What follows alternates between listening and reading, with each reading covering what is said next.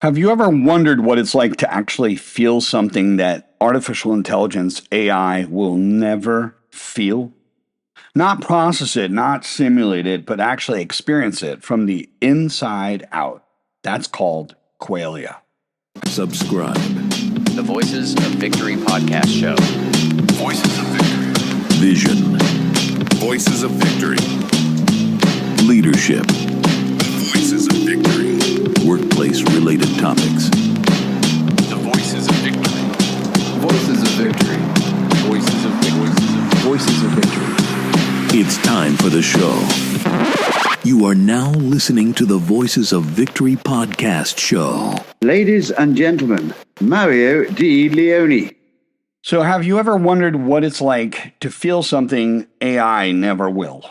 Not just process it, not just simulate it, but actually truly, deeply experience it from the inside out. That's called Qualia. It's the raw, straight dope, first person understanding of being alive. And that's where the conversation actually begins today. That's where it's going down. Now, who the hell am I? First off, welcome to Voices of Victory if you've never been here before. I'm Mario Di Leone. I'm a consultant, creator, breathwork practitioner, a lifelong student of consciousness and human nature. That's exactly who I am. And why am I qualified to speak on a subject matter? Well, I've been working in technologies before the internet actually existed. Back in 1976 and 77, I was just a little boy sitting in front of Commodore PET computer, the one that had a cassette drive with actual glowing screens and a keyboard that felt like you were stepping into the future some way, shape, or form. So that's where I typed my very first line of code. 10 print Mario, 20 go to 10. I still remember the code that I wrote when I was just a little child. And just like that, my name just repeated and echoed across the entire screen over and over and over again. It was written in a language called BASIC, which was the very first language that I had started. It was one of the earliest programming languages, and I really didn't understand it then. It was just a simple loop that my first encounter with code happened to actually create. And since then, my path has been anything but linear. From writing code to decoding human experience, from digital systems to understanding nervous system to understanding psychology, from logic to breathwork, from performance to actual presence. And I even created a framework called LRT, the Living Relationship Theory. It's a psychological theory on relationships, and it's highly functional and very useful. And it's a result of many years of experience. That's experience that you've had to go through, going through several relationships, the qualia of relationships, if you will. So combining Zen philosophy, Vedic insight, and understanding direct human observation, LRT, Living Relationship Theory, what it does is it actually explores how our consciousness shapes our connection, it shapes our relationships, how our inner state actually creates the outer relationship. And it's an incredible concept. Now, whether you're in love or family business or in leadership, guess what? It's all about your awareness. And this wonderful presentation that I have for you today is going to be diving into the nooks and crannies of artificial intelligence. Now, before you get offended, pissed off, and angry, which most people do, they're either for it or against it. They either tear down or tear up. So I want to just be clear. I am not for or against AI. Okay, this episode and this podcast is not a rant and it's not a warning. It's an invitation for you to actually understand something far deeper, to think differently and to feel deeper, to gain a new perspective as to how we relate with each other as human beings and how we relate to machines and not just each other. And this is where the Voices of Victory actually begins. This is where it all starts. And we're going to go over everything in its totality. The very first thing that we can understand about Qualia is it's connected to subjective human experience. What's the definition of it, first off? It's subjective. Human beings are having a subjective experience with phenomenal qualities. It is also unique to you. It is unique to your individual mind. And often it cannot be fully conveyed to other people. I want to give you some actual examples of that. So, for example, seeing the color red. Yes, other people could say, well, I think it's this or I think it's that. You know, some people will think about it and some people will actually feel about it. But let's face it, your vision is different than that of a person that's colorblind. As a person who's worked alongside with accessibility and technology, I am the first person to understand that not everybody sees things the same way. And that includes the Zen koan of, you know, who is the creator that says the grass is green, right? That's all about understanding that not everybody sees the grass the same way. Not everybody sees the color red the same way. If someone's colorblind or has a different type of color blindness, they may actually see things differently. Another thing also is the taste and texture of chocolate. To have that experience, that actual experience. The burning sensation of a hot surface. Okay, these are all things that are connected to qualia. It's connected to conscious experience. That's what it's all about. And it can't be fully conveyed. People can know what it's like. Like, I know what that's like. At the end of the day, though, it's unique to that person. You got to remember, like, a burn has different levels of being a burn, right? One burn on the hand can be really bad, and for another person, not so bad. It's just different. And the pain threshold, you got to discuss pain threshold, pain tolerance. These are things that also come into it, right? Now, the philosophical experience or significance of this is qualia is literally a focus point of conscious philosophy, understanding consciousness as a whole. And a lot of people hear the word consciousness and they either run like hell or they just simply can't comprehend what it truly means. And there's people that understand it and there's people that don't. It is what we call the mind-body problem in science, literally. And there's main views with it. There's the main view. So we have the physicalism of it, is that qualia is reducible to just physical processes. Some people will believe that. But like, all right, it's just a physical process. You know, tasting chocolate, that's just a physical thing, you know? And they chalk it up and throw it in a logic box, and they forget to ask the question of, like, what that chocolate actually felt like. Probably felt incredible, right? But it depends. If you haven't eaten for 3 days, maybe the experience of that chocolate could be quite different. Now, when it comes to dualism, qualia is and can be beyond the physical, to be what we call irreducible. All right, that's a big key point that I want to bring out.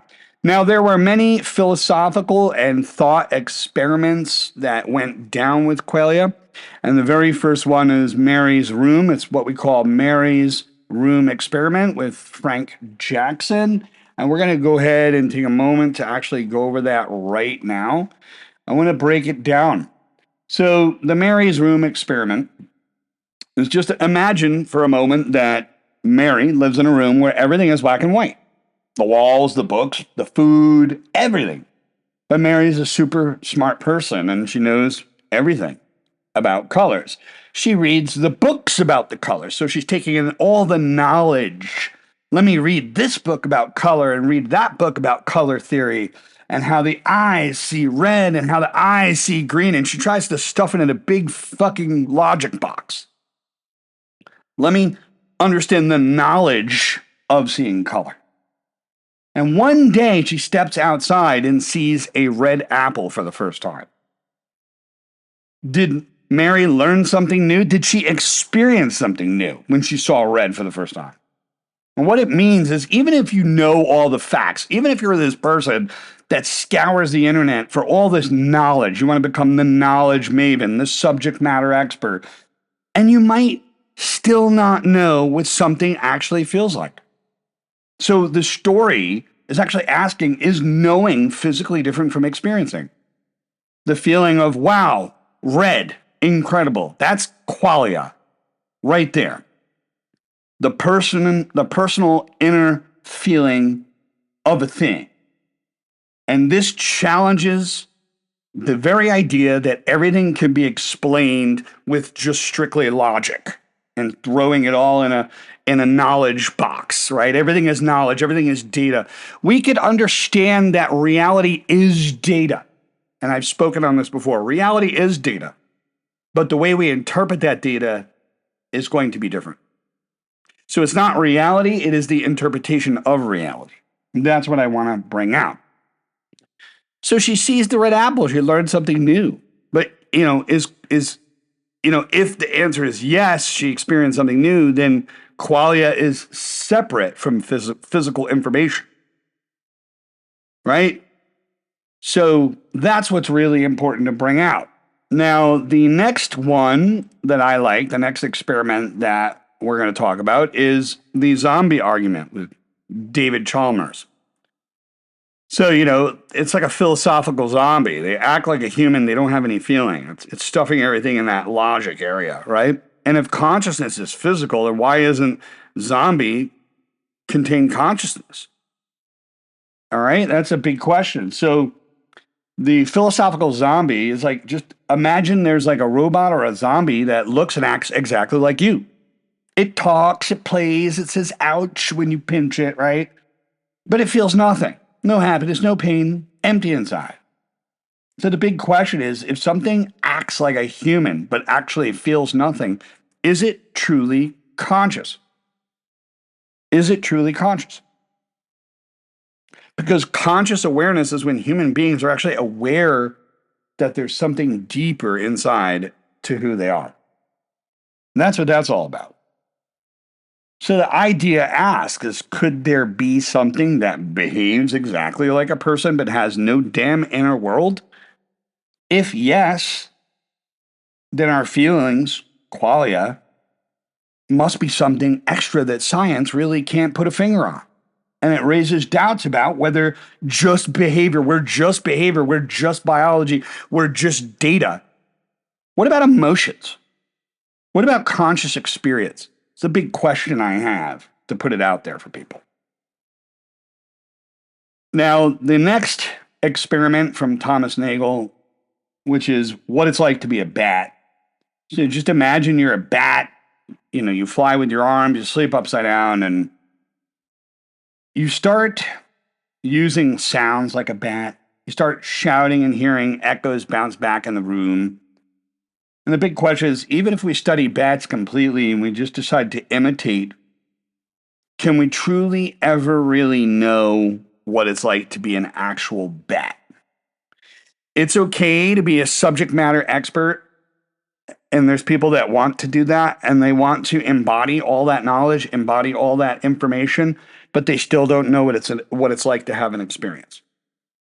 So it's like you can study in a book and all the knowledge through AI about how to be a barber, but when it comes down to cutting hair, there's a high level of fear because you've never experienced it. So that's where the threshold between courage stands in the middle of data and information and actual application. That's what that's about. So guess what? There's something special about being somebody. The point of view, your inner world, poetry, real poetry that you create from your emotions because you had a bad day. It's things that you can't get from the outside. And this shows you how hard it is to understand qualia because it's personal. It's a first-person feeling. Now, what are all of these experiments even trying to say? They're all wrestling with a single question. They're all wrestling with a single idea. Can we ever fully understand what it means to feel something? Can science ever explain it perfectly? Other than, it's just a signal. Let's not chalk it down so hard. Because even one, like the story of Mary, for example, like each one of these little examples is like a flashlight that's shining on the mysteries of our very consciousness. And in terms of Mary's room, knowing the facts is not the same as knowing the experience. And this is the problem of being a subject matter expert and not be able to apply a single damn thing. And the zombie concept is that, hey, if something could act human, but it actually feels nothing inside, does that really make it smart enough to have the ability to understand what it is that we actually feel? It's a good question, right? And the bat concept is like, can we truly ever know what it's like to be somebody else? Can we truly ever know? I mean, there's plenty of people trying to template match mindsets of other people. Let me follow this celebrity, let me follow that influencer. They want to take the mindset of the other person and template match that into their own life, and it doesn't always work. It doesn't always work because your journey is not their journey is not your journey. That's what is really important to break down. So why? Why then? Why is it that AI can never know or experience qualia? Why? This is the meat and potatoes of my show, right here. First of all, there's an absence of subjective experience. And most people will say, oh, well, so what? Well, AI processes data. It mimics responses. It lacks first person, what it's like to feel dimension. It operates outside in, not inside out. It's external. It's outside of you. It's not operating from the internal. And most of all, it interacts with symbols and not sensations. It can be symbolic in nature, but it doesn't have a concept of sensations, at least not yet. We're not there yet. Maybe people are trying to break ground with that, and maybe they will. Who knows? We'll find out, right? I'm not for or against it, really. There's an absence of intentionality. You got to remember, there's intention comes before action. If you smell a person's perfume or cologne, that might bring a strong emotional connection up. That might bring strong emotions up, and that might create an intentionality. That might have some kind of intention behind it. The intention of maybe walking up to them and speaking to the person. Whatever the case may be, AI has an absence of intentionality. Qualia is tied to consciousness about something, the experience. Human perception has meaning. We are meaning-making machines, and guess what? Memory? Memory is an important one. And we could find the data on that when we start to look into Alzheimer's patients and understand the associations and how our brain creates neuro associations with things. Artificial intelligence outputs, they do it from pattern recognition, not purpose-laden actual perception, and not from purpose-laden experience. Okay? So there's no self. AI doesn't have a self. Doesn't have an identity. No ownership of qualia. That's the fun part of this. Of course, you could try to train it, but there's always going to be that gray area where it's kind of like football, where they dive and they're trying to go for the touchdown and their finger is right before the line and they just didn't make it. That's basically what AI is going to do, is that it's just going to reach the line but not cross the line. Absolutely not. So we know it's the absence of subjective experience. We know it's the absence of intentionality. We also understand that there's an inaccessibility to inner life. It doesn't understand inner life, the inner workings. Human qualia is internal. It's not transferable. The fact that you could read a poem and feel emotions in a certain way, that's not very transferable. There's other people that could go and have an experience. And that's the thing. Why is there so much fear today in trying things and attempting things? It's because we're living in this logic place where we do not want to have an actual experience. So what do? We go out there, we read this, podcast, we read this YouTube, we read this article, we read all this information, we get all this data, but then we're afraid to actually go and actually have a physical experience. Qualia is literally about having that experience. And I've been telling a lot of folks, from a lot of people that I've coached and worked with, is go and have an experience. Well, I'm afraid, have an experience. Go and have one. Because life is not a straight line. It's not always going to work so predictably like you think it is. Nothing is hidden or ineffable, okay? In terms of inaccessibility of inner life. Nothing is hidden, all right? When we look at ontology, the ontological reality of the philosophical zombies, there's no self. AI doesn't have a self. Now, when it comes down to it, there's a difference between emulation and experience. That's another thing that AI can do. AI can obviously emulate, but it cannot experience. AI can emulate, and I'm going to say it again. If you didn't get it, laugh now and figure it out when you get home. AI can emulate and not experience. It recognizes sadness patterns, but it doesn't feel sadness. Humans feel. AI functions. That's what we want to understand. And in terms of experience, there is that unity of mind, body, or lived existence or lived experience. Okay, when people work with me and they hire me and they ask me to like help out on consulting projects, it's because I have had experiences that other people haven't had.